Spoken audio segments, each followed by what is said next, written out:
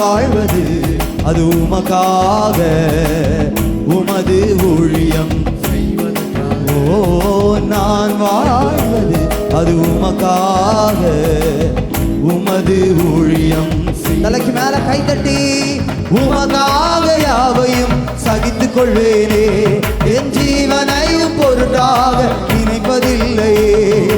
உமக்காக யாவையும் சகித்துக் கொள்வேனே, என் ஜீவனையும் பொருட்டாக நினைப்பதில்லையே. நீ தந்த ஊழியத்தை நிறைவேற்றிட, நீ தந்த ஊழியத்தை நிறைவேற்றிட ஆசையுடன் தினம் ஓடுவீரு.